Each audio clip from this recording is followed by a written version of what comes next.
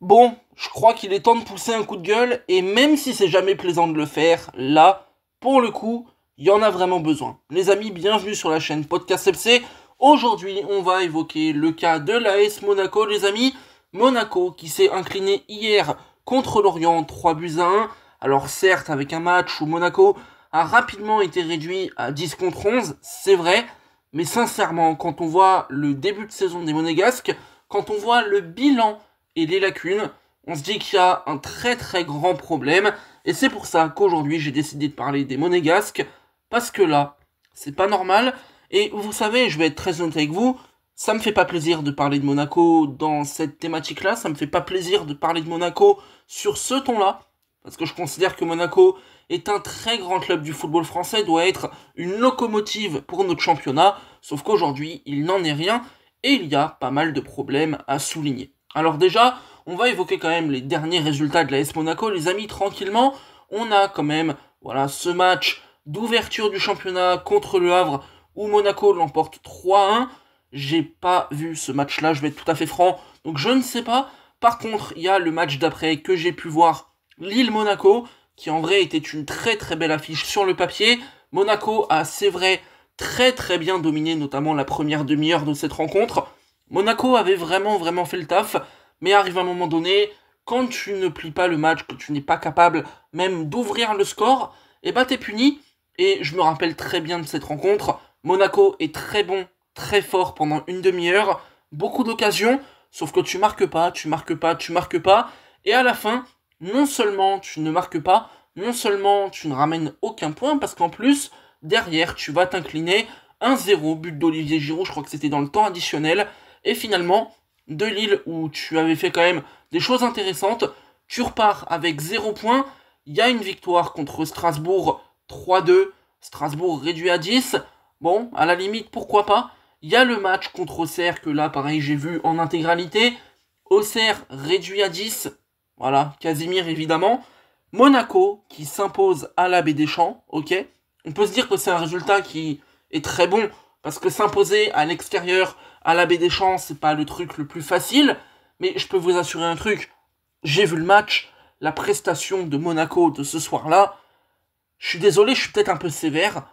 elle ne mérite pas 3 points, et je considère vraiment que la JOCR a été très très mal payée sur cette rencontre. Monaco qui s'en sort au bout du bout, finalement à la 88e. On a évidemment cette claque en Ligue des Champions contre le Club Bruges, 4-1. Je pense que là, il n'y a pas grand-chose à dire, hein. T'as pris une rouste, il y a la victoire 5-2 contre Metz, mais ça n'a pas été forcément brillant à tous les niveaux.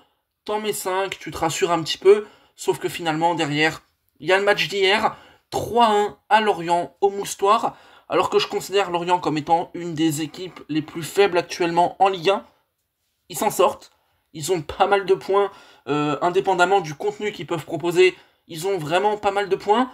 Le Brisque a été brillant, mais en fait le problème, c'est pas tant de savoir que Lorient a été plus ou moins performant, c'est de savoir à quel point Monaco a été en sous-performance. Il y a des gens qui vont me dire, oui mais il y a le rouge de Kerrer, c'est vrai ça aide pas. Tu termines à 10 à la 30e, ça va pas t'aider.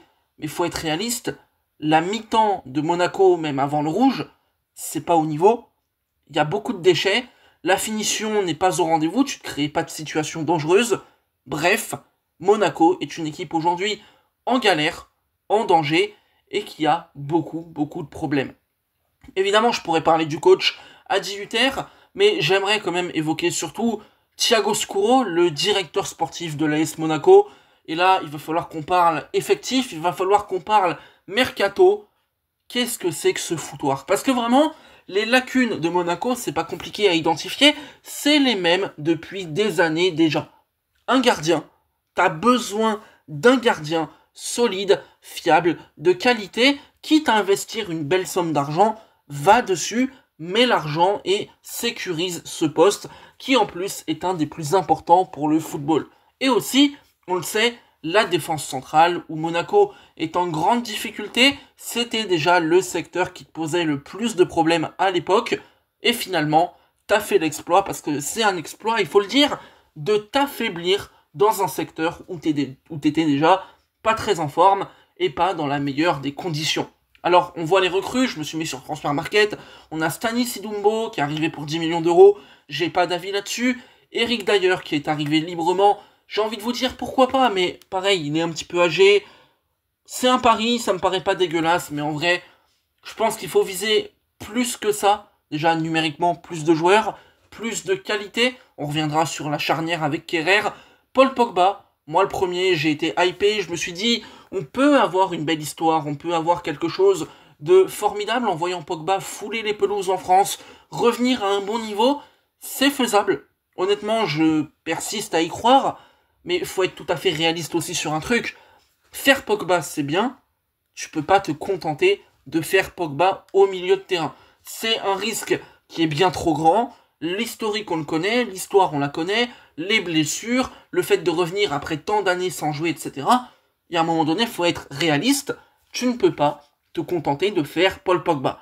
Fati, pareil, c'est vrai qu'en ce moment ça marche très bien, on voit que Fati est le meilleur buteur de Monaco avec 3 réalisations, c'est bien, je suis content, voilà, franchement ça me plaît beaucoup, mais Fati, c'est l'archétype aussi du joueur où ça peut très bien marcher, mais tu sais qu'à tout moment le mec peut se péter. Et ce qui est terrible, c'est que tu vas prendre d'ailleurs Pogba, Fati, surtout Pogba et Fati d'ailleurs, dans un effectif qui est déjà fragile physiquement, qui peut se péter, et où tu as déjà des problèmes de blessures. Et pour les blessures, je pense à Lamine Camara, qui apparemment est blessé, je pense évidemment à Denis Zakaria, à Golovin, on pourrait en citer d'autres. Il y a un problème. Il y a un sérieux souci dans la construction de l'effectif de l'AS Monaco. Et au niveau des ventes, excusez-moi, mais j'ai pas tout compris. Pourquoi? Comment? Par quelle opération du Saint-Esprit t'es en galère défensive et tu vas te séparer de ton meilleur défenseur, c'est-à-dire Wilfred Zingo? Je ne comprends pas cette décision, les amis. Alors, s'il y a des monégasques, n'hésitez pas à me donner du contexte. Moi, je suis pas supporter, donc évidemment, vous connaissez votre club mieux que moi, il n'y a pas de problème. Mais aujourd'hui, je suis là pour dénoncer un peu les problèmes, je suis là pour me poser des questions, et si jamais vous avez une réponse, n'hésitez pas à me la donner. Parce que moi, ce que je vois, la saison passée, c'est Monaco qui est prometteur en attaque, milieu de terrain, il y a de la qualité, et je l'ai déjà dit plein de fois, Camara, avec Zakaria, c'est très fort, pas de problème. Mais comment, en défense, alors que t'es en galère, tu recrutes pas plus, pas meilleur, et tu te débarrasses de ton meilleur central pour l'envoyer au dernier moment en Turquie? Honnêtement, je comprends pas. J'ai beaucoup de mal à comprendre cette décision, ce choix. Et là, du coup, ça pose question. Quid de Thiago Scuro? Parce qu'aujourd'hui, je pense que là, il y a des comptes à rendre. Est-ce qu'il va être peut-être en sursis? Je me pose beaucoup de questions. Et quand on voit le calendrier de l'AS Monaco, les amis, Manchester City pour le prochain match en Ligue des Champions, j'aime autant vous dire que vu comment t'as démarré, contre City, ça va être très dur. Je dis pas que Monaco peut pas le faire. Parce qu'en vrai, dans le football, tout est possible et Monaco peut se réveiller. Mais on parle de City, qui a un effectif incroyable, qui a Pep Guardiola, et quand tu t'es pris 4-1 en Belgique, c'est pas rassurant. Le match d'après, c'est en championnat, c'est contre Nice. Je trouve pas que Nice soit forcément brillant, mais c'est possible que Nice accroche un truc. En tout cas, ce sera un très gros match, le derby. Angers, j'en ai parlé dans une vidéo hier où je faisais un peu le point sur la course pour le maintien. Je le dis et je le répète, Angers est une équipe qui va être casse-couille à jouer. Angers est un adversaire où en fait tu vas arriver à Raymond Kopa et tu sais très bien que les 3 points sont pas cadeaux. Parce qu'Angers, c'est une équipe qui est cohérente, costaude, Kofi dans les buts, il est très performant, défensivement c'est vraiment solide, en contre-attaque, ça fait le boulot. Si Monaco est pas plus efficace et n'a pas plus d'idées, le match contre Angers, attention, parce que c'est vraiment pas 3 points cadeaux. Après, t'as Tottenham en Ligue des Champions, je considère pas Tottenham comme étant très très fort, mais encore une fois, t'as pris 4-1 en Belgique, t'as très mal commencé. Si tu commences à entrer dans une spirale négative et que t'affrontes un Tottenham qui est en forme ce jour-là, ça peut être dur. Contre Toulouse, pas facile, même si je vois quand même Monaco s'imposer. Pareil pour Nantes. Les amis, quand je vois le calendrier de l'AS Monaco pour les prochains matchs, je me dis attention. Attention, parce que là, on est sur le calendrier de tous les dangers, et sur le contenu que Monaco propose, ouais, j'ai peur. J'ai vraiment peur. Parce qu'en fait, il y a offensivement, tu marques des buts. Mais il y a quand même sur certains matchs un manque d'idées offensives. Au milieu de terrain, c'est fort, ok. Défensivement, c'est la galère. Le gardien, évidemment, t'as pas de chance. Tu recrutes un gardien, Radeki, il arrive, il se blesse. T'as pas de chance. Mais déjà, est-ce que tu pouvais pas aller sur meilleur que Radeki, qui est quand même assez âgé et tout? C'est une question. C'est un bon gardien. Mais est-ce que tu pouvais pas viser plus jeune, très fort? C'est une question. Et surtout, pourquoi ton deuxième gardien, c'est un gardien qui a été si faible, qui était remplaçant, après il est revenu titulaire, il s'est fait dégager. Ça a été compliqué globalement. Je me pose beaucoup de questions. Voilà. Beaucoup de questions pour Monaco. Un mercato pas au rendez-vous. Des besoins d'effectifs qui sont pas comblés. Des résultats qui sont pas satisfaisants. T'as déjà perdu 6 points en 6 journées. Attention. Attention les amis. Et en fait, pourquoi j'ai cette exigence-là pour Monaco? C'est, comme je l'ai dit en intro, que je considère les Monégasques comme étant une locomotive pour le foot français. C'est un club qui a eu des résultats. C'est un club qui a des moyens financiers. C'est un club qui peut se permettre de tenter des coups, qui peut se permettre de recruter des grands joueurs. Aujourd'hui, je suis pas calé. Aujourd'hui, je suis désolé, quand je vois l'AS Monaco, je reste sur ma faim, j'ai une frustration, il y a des choix que je comprends pas. Ok, t'as des très bons joueurs, t'as un Kliouche, t'as un mec comme Fati, il a du talent, ok, pas de problème. Tu prends Zakaria, tu prends Lamine Camara, c'est très bon, il y a du talent, ok.